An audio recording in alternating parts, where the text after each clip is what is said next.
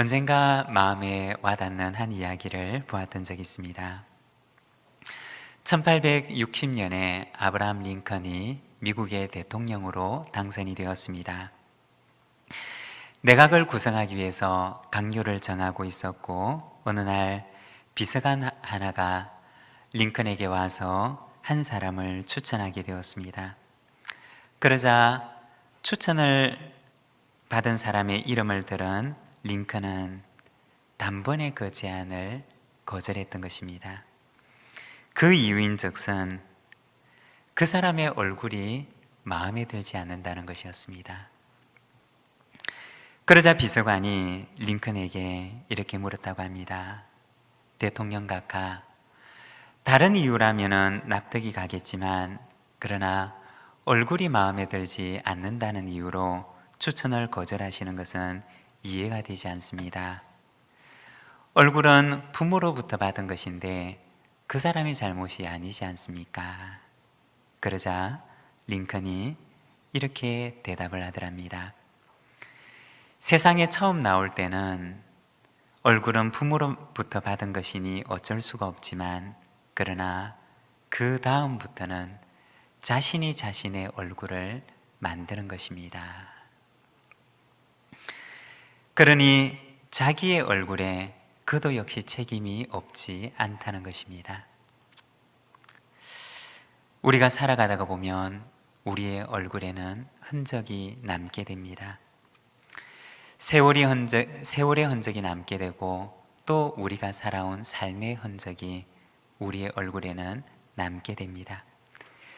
때로는 고생의 흔적이 남고 때로는 슬픔의 흔적이 남고 때로는 웃음과 미소의 흔적이 우리의 얼굴에 고스란히 남게 되기도 합니다. 여러분, 오늘 나의 얼굴에는 어떠한 흔적이 남아 있을까요? 우리 부산진교회는 올해로 교회가 설립된 지 131년을 맞이하게 되었습니다. 131년의 시간을 맞이한 우리 교회의 얼굴에도 분명 어떤 흔적이 남아있을 것입니다. 131년의 역사를 가지고 있는 우리 교회의 얼굴에는 과연 어떠한 흔적이 남아있을까요? 지나온 거친 세파와 고난으로 인해서 잔뜩 일그러진 얼굴을 하고 있을까요? 아니면 많은 아픔과 고난이 있었지만 그래도 잘 이겨내었던 인내와 소망의 흔적이 남아있을까요? 우리의 얼굴에 아름다운 흔적이 남아있는 우리 부산진교회와 우리 부산진교회 모든 믿음의 가족들이 되시기를 바랍니다. 우리의 얼굴에 인내의 흔적이 남아있고 소망의 흔적이 남아있고 사랑의 흔적이 남아있고 기쁨의 흔적이 남아있는 아름다운 흔적이 우리의 얼굴에 남아있는 우리 교회와 우리 모든 믿음의 가족들, 우리 온 성도들이 되시기를 바랍니다. 오늘은 우리가 교회 설립 기념주일을 맞이해서 하나님의 집, 회복의 성전이라고 하는 제목을 가지고 함께 말씀을 나누고자 합니다. 오늘 우리가 읽었던 요한복음 2장의 말씀을 보게 되면 예수님께서 6월절에 예루살렘으로 올라가시는 모습을 보여주십니다. 13절의 말씀을 보면 유대인의 6월절이 가까운지라 예수께서 예루살렘으로 올라가셨더니 라고 말씀을 합니다. 우리가 성경을 보게 되면 예수님께서 절기를 맞이해서 예루살렘으로 올라가셨던 기록들을 보여줍니다. 특히 예루살렘 성전에 가셔서 그 성전을 정결하게 하셨던 이야기는 마태, 마가, 누가, 요한복음 이 사복음서에 모두 다 기록을 하고 있습니다.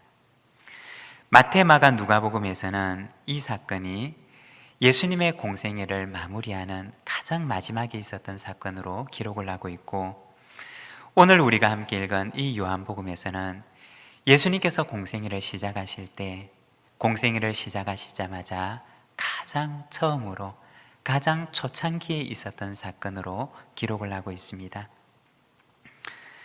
이 사건이 언제 있었느냐, 그 시기에 대해서는 의견이 분분하지만, 그러나 우리가 이 복음서를 종합적으로 생각을 해보면 어쩌면 이 사건은 예수님의 공생애 가운데, 예수님의 공생애가 시작되는 그 처음에 한 번, 그리고 예수님께서 공생애를 마칠 때 그 마지막에 한 번, 어쩌면 두 번 있었던 사건이었는지도 모른다는 것입니다. 공생애를 시작하시면서 예수님께서는 성전에서 성전을 정결하게 하셨고, 그리고 예수님의 공생애를 마칠 때 다시 한번 성전에 가셔서 그 성전을 정결케 하셨던 것입니다. 이처럼 공생애를 시작하실 때 한 번, 공생애를 마치실 때 한 번, 두 번이나 똑같은 일을 행하신 이 예수님의 모습은 성전을 정결케 하는 그 일이 예수님에게 있어서 얼마나 간절한 바람이었는지, 그리고 또한 그럼에도 불구하고 여전히 변하지 않는 이스라엘 백성들의 그 완악한 모습을 동시에 보여주는 사건이었다는 것입니다. 그런데 사실 그 당시에 성전에서 이처럼 소를 팔거나 양을 팔거나 비둘기를 팔고 돈을 바꾸는 모습은 아주 그때 특별히 일어났던 그런 일이 아니라 사실은 아주 흔하게 성전에서 일어나고 있던 일이었습니다. 또한 뿐만 아니라 이러한 일들은 구약 성경을 보게 되면 율법에서도 허락하고 있는 일이었다는 것입니다. 신명기 14장 24절에서 26절까지 말씀을 보면 이렇게 말씀을 합니다.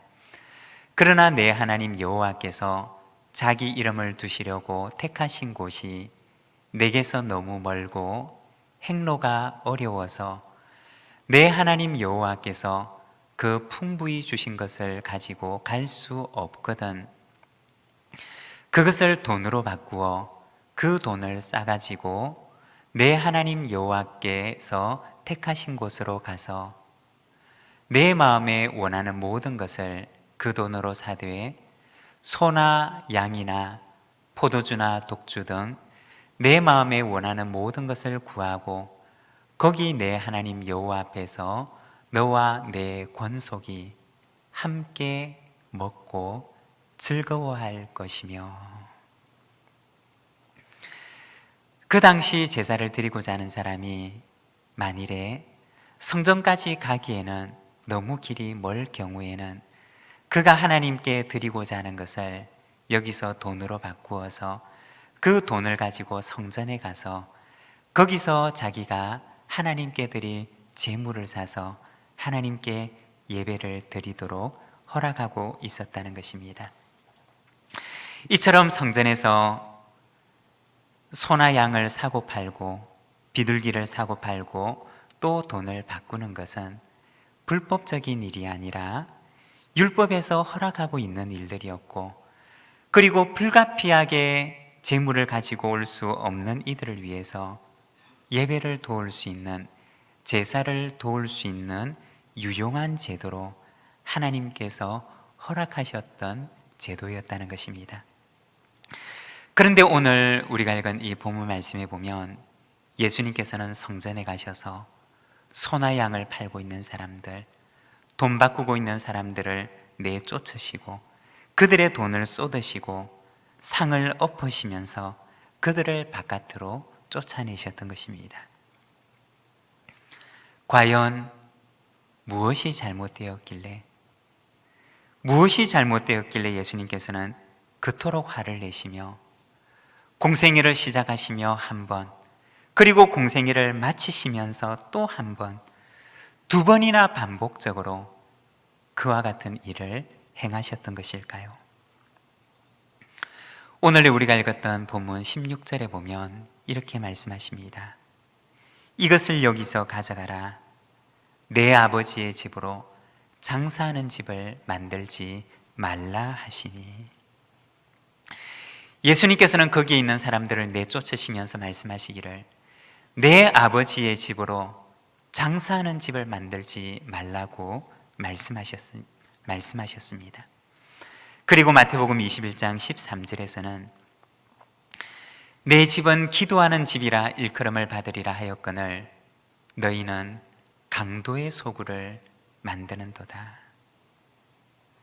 하나님의 집은 만민이 와서 하나님께 기도하고 하나님을 만나고 하나님과 교제하는 집이 되어야 하리라고 말씀하셨는데, 그런데 예수님께서 오늘 눈앞에서 보셨던 그 성전은 그들의 욕심을 채우는 장사하는 집이 되어 있었고, 심지어 주님께서 보실 때는 도둑의 소굴처럼, 강도의 소굴처럼 보이셨다는 것입니다. 그와 같은 모습을 보시고 예수님께서는 분노하시고 또한 탄식하셨던 것입니다. 본래의 모습을 잃어버린, 성전이 가져야 할 그 본래의 모습을 잃어버린 타락한 성전을 보신 예수님의 탄식이었던 것입니다. 오늘은 우리가 이 말씀을 통해서 교회 설립 기념주일을 맞이하여 교회는 어떠한 곳이 되어야 하는가? 하나님의 성전은 어떠한 곳이 되어야 하는가?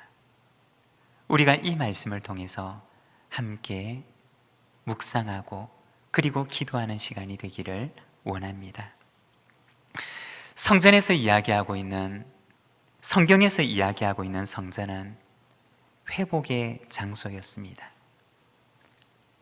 죄로 인해서 잃어버린 것들이 그 성전에서 회복이 되며, 죄로 인해서 파괴되어져 버렸던 것들이 하나님의 성전에서 온전하게 되는 회복의 장소가 바로 성전이었던 것입니다. 오늘은 우리가 회복의 처소가 되는 성전에 대해서, 그리고 성전은 무엇이 회복되는 장소가 되어야 할 것인가, 우리가 이 말씀을 함께 나누고자 합니다. 먼저 첫 번째는, 성전은 하나님과의 교제가 회복되는 곳입니다. 무엇이 회복되는 장소이냐? 하나님과 단절되었던 관계가 회복되는 곳이 바로 성전이라는 것입니다. 우리가 출애굽기 성경을 보게 되면 이스라엘 백성들이 애굽에서 나와서 시내산에 도착해서 거기에서 하나님의 말씀을 받게 됩니다. 그리고 하나님께서는 시내산에 있는 이스라엘 백성들에게 성막을 만들 것을 말씀하십니다. 그리고 성막을 어떻게 만들어야 되는지 하나부터 10까지 하나님께서 아주 세세하게 모세를 통해서 말씀해 주십니다.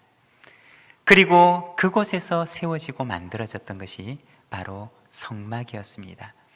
그리고 하나님께서는 그 성막에서 모세를 부르십니다.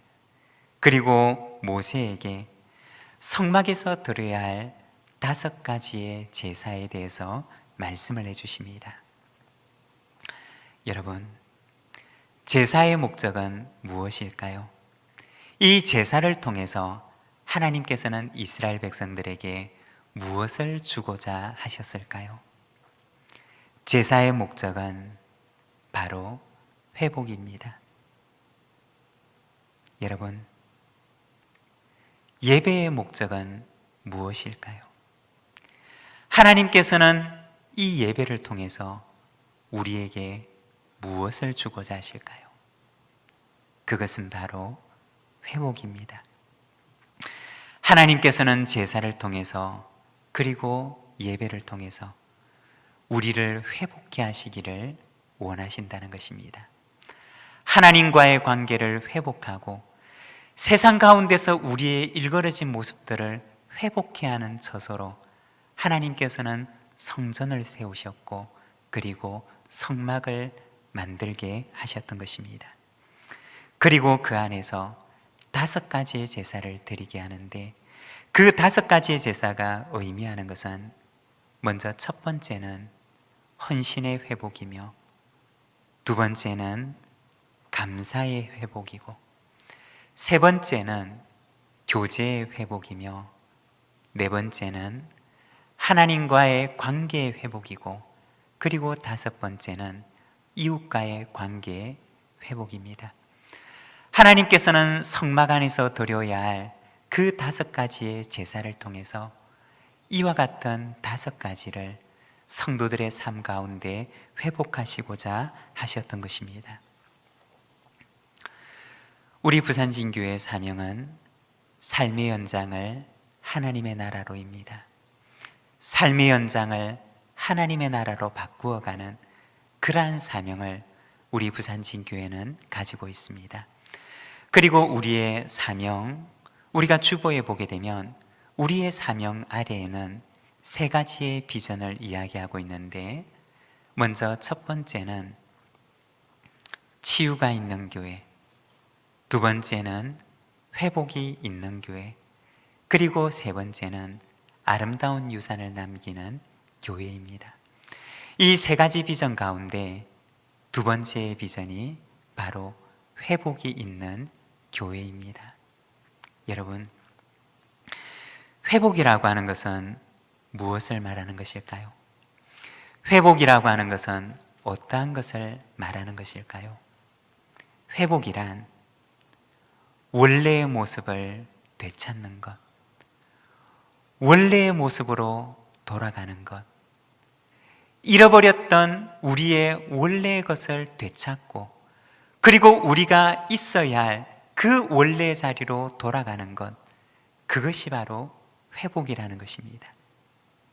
우리가 있어야 할 자리를 떠나서 우리가 가져야 할 그것을 잃어버린 채 우리가 떠나 있는 그곳에서 다시 우리가 있어야만 하고 우리가 있어야 하고 그리고 우리가 하나님께서 우리가 있기를 원하시는 그곳으로 돌아가는 것, 그것이 바로 회복이라는 것입니다.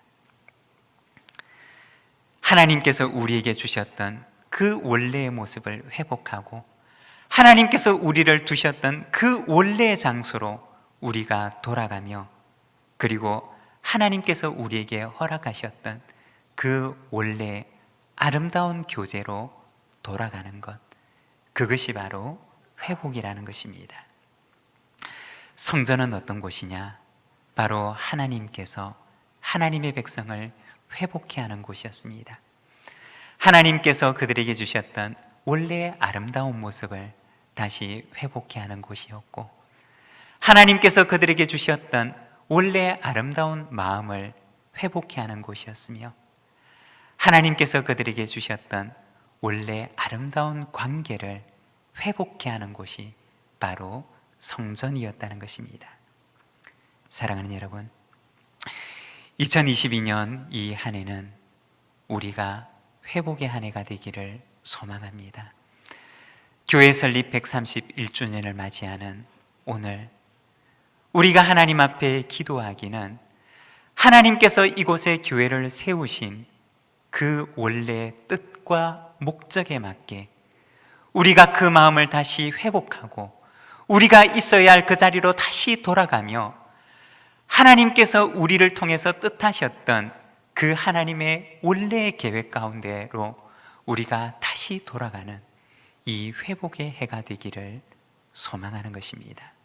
사랑하는 여러분, 이 한 해 하나님과 깊은 만남으로 그리고 하나님과 깊은 교제를 나누며 우리가 있어야 할 그 원래의 자리로 돌아가는 우리 부산진 교회와 우리 부산진 교회 모든 믿음의 가족들이 되시기를 바랍니다.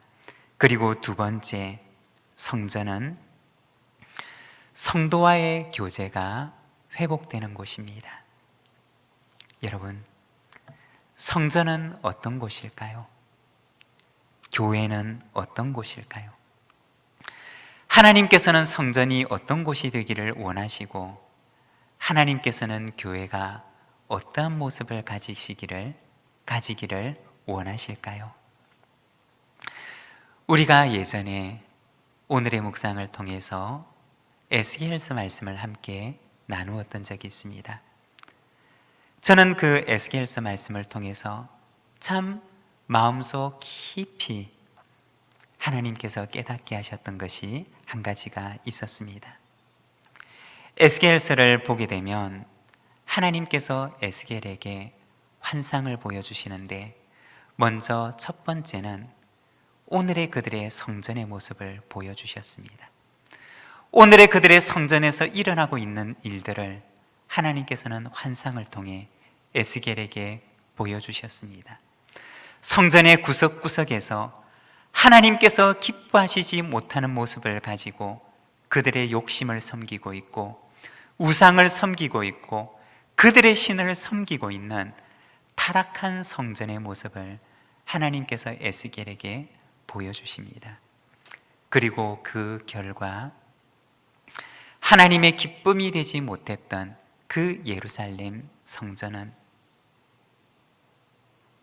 무너지고 파괴되어져 버리며 역사 속에서 사라져 버립니다.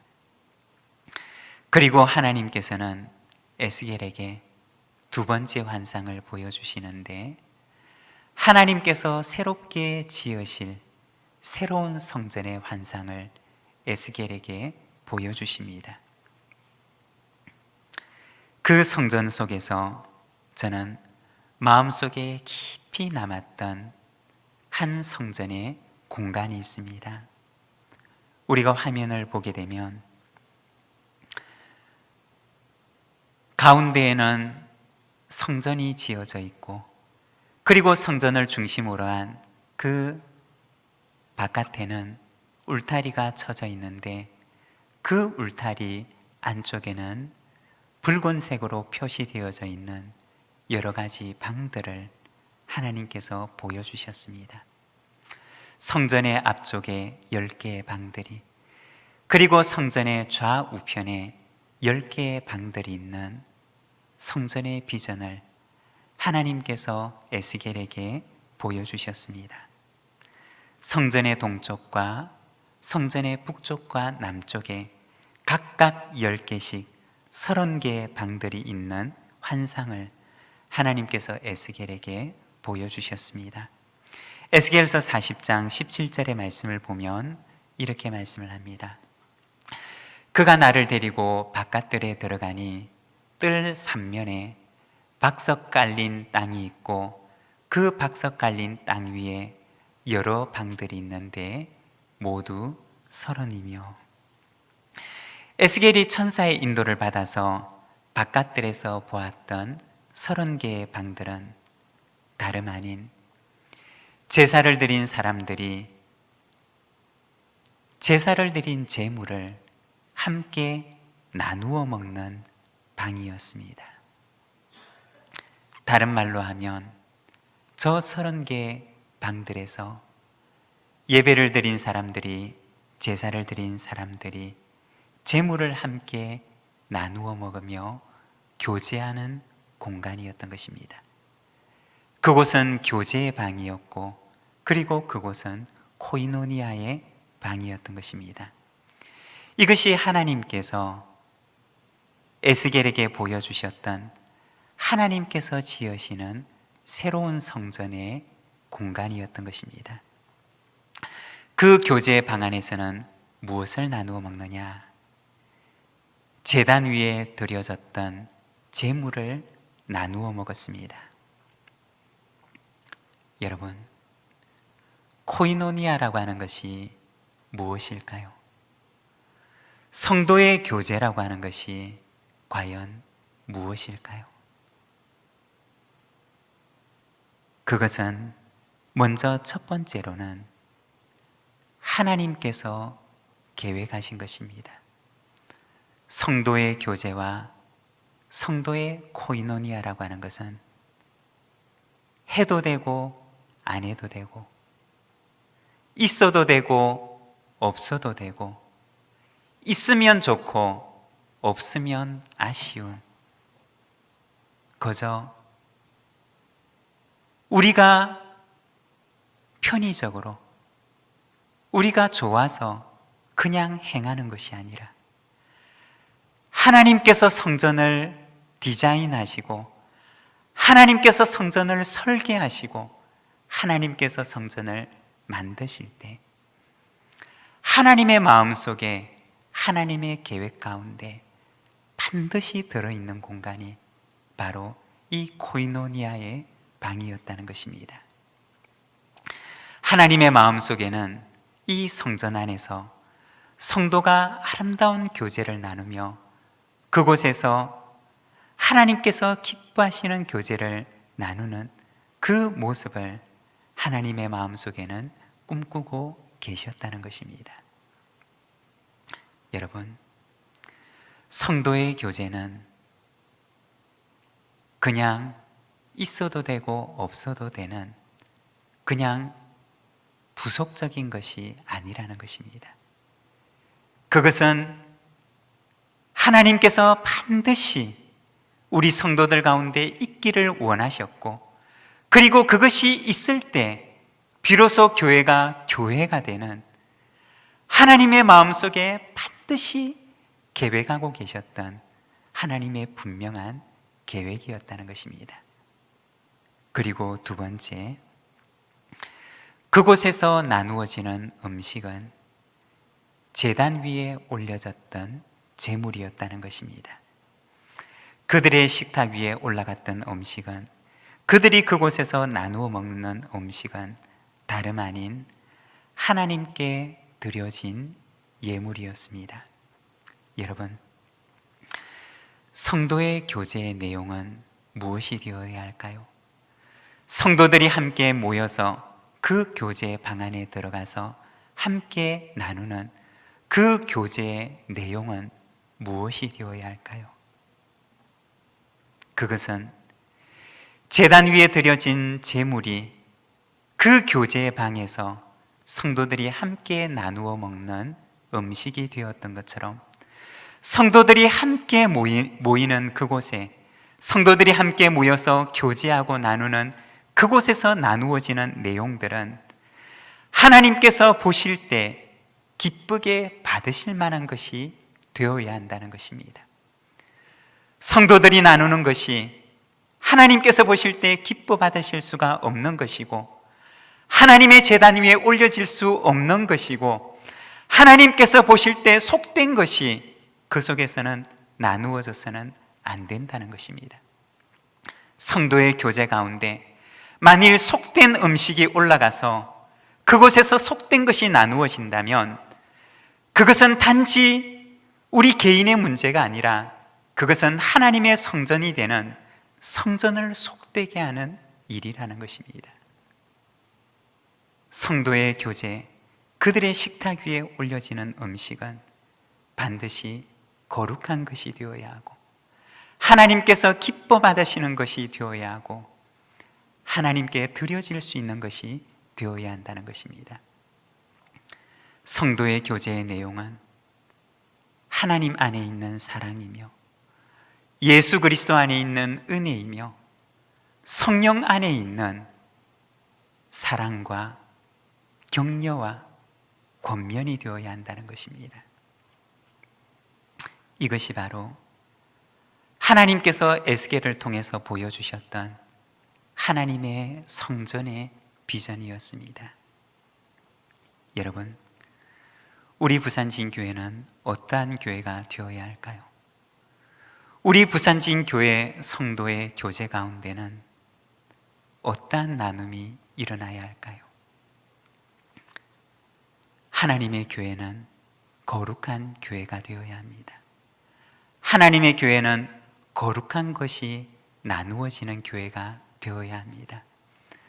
성도의 교제 가운데는 하나님의 기쁨이 되는 것들이 서로 함께 나누어지고, 하나님의 사랑과 그리고 예수 그리스도의 은혜와 성령의 마땅한 권면과 격려가 성도들의 교제 가운데 나누어져야 한다는 것입니다.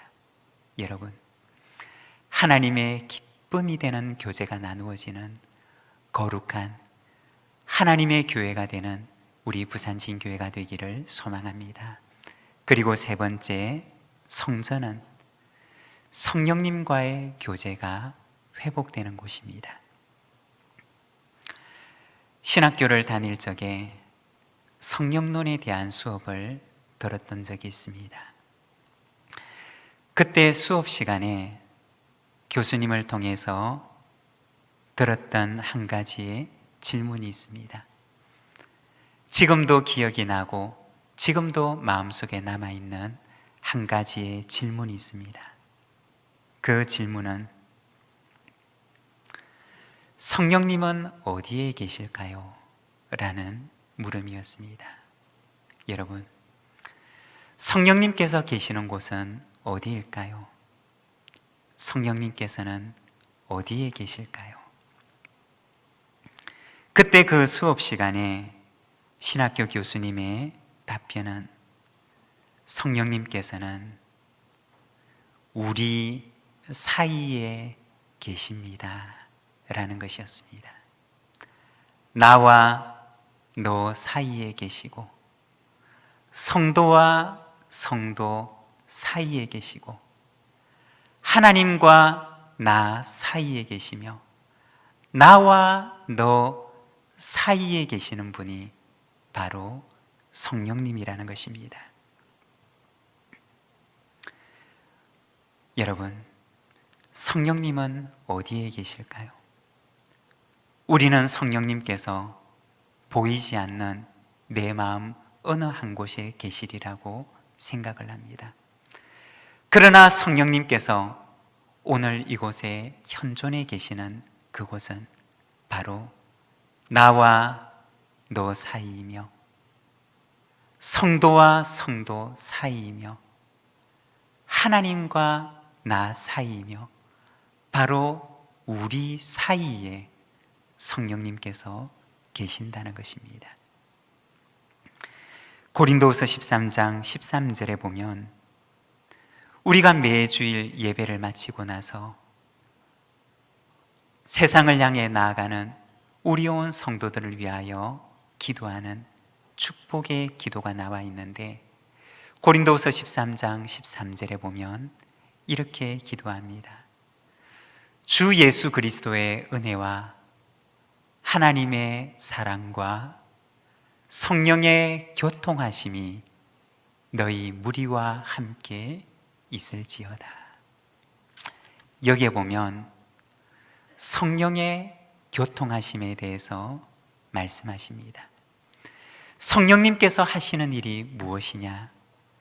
성령님께서 행하시는, 우리 가운데서 행하시는 그 사역이 무엇이냐? 그것은 바로 교통의 사역을 행하시는 것입니다.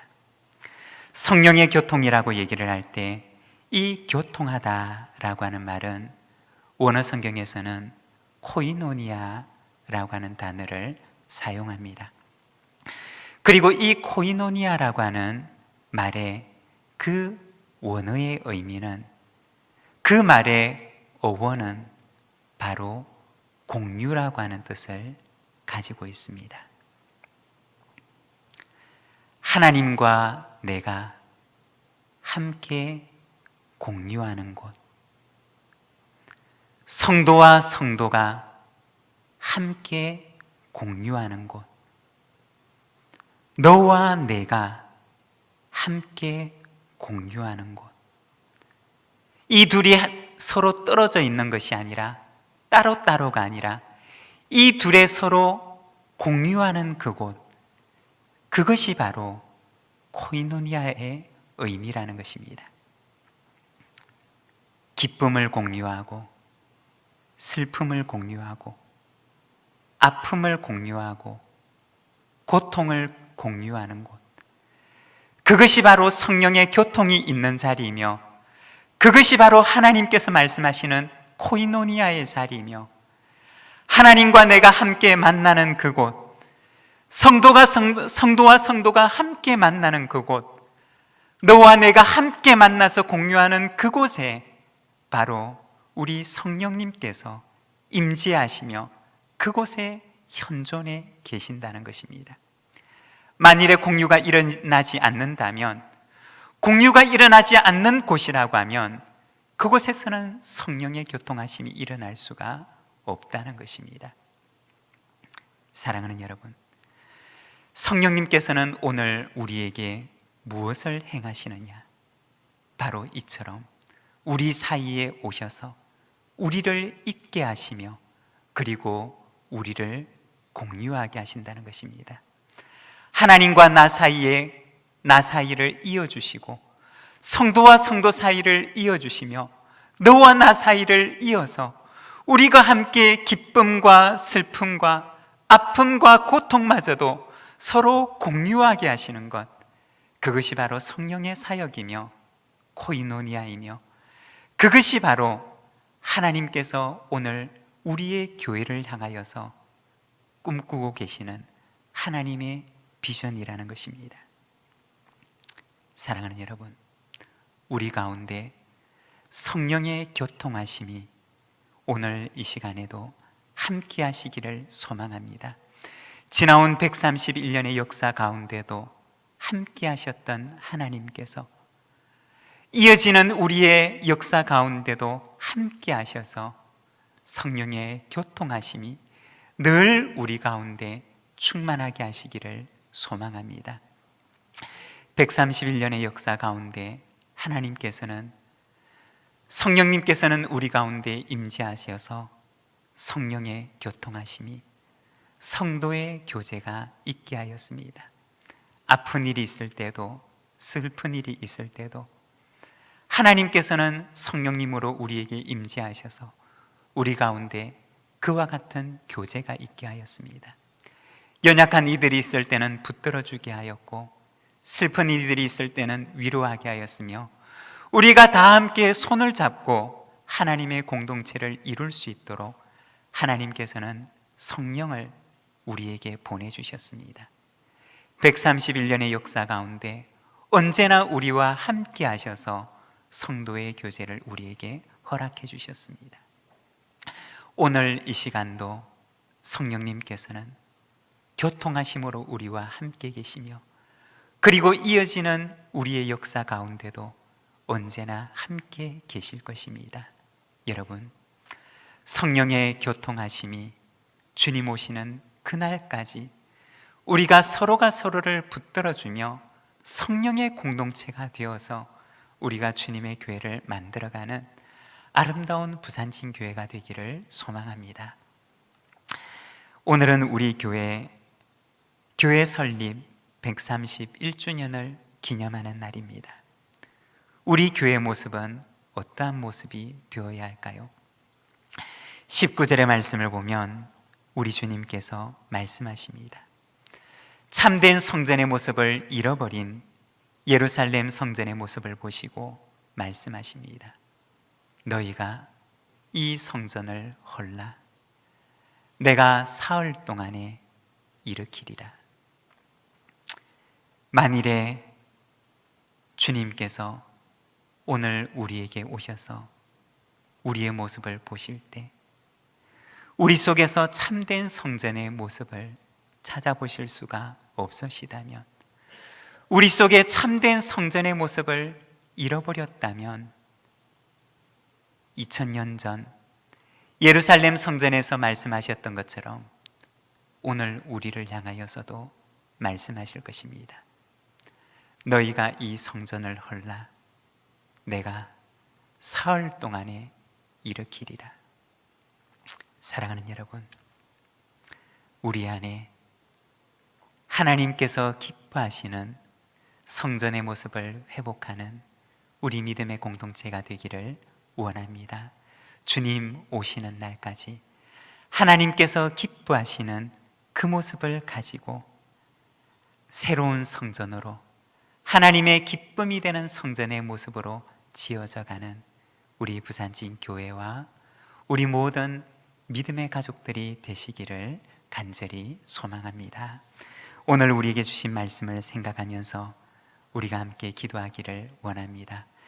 지나온 131년의 역사 가운데 함께 하신 하나님께 감사하며 이후로도 우리와 함께 하시고 하나님과의 교제가 회복되며 그리고 성도의 교제가 회복되고 성령님과의 교제가 회복되는 하나님의 기쁨이 되는 교회가 되게 하옵소서. 우리가 함께 기도하며 나가겠습니다.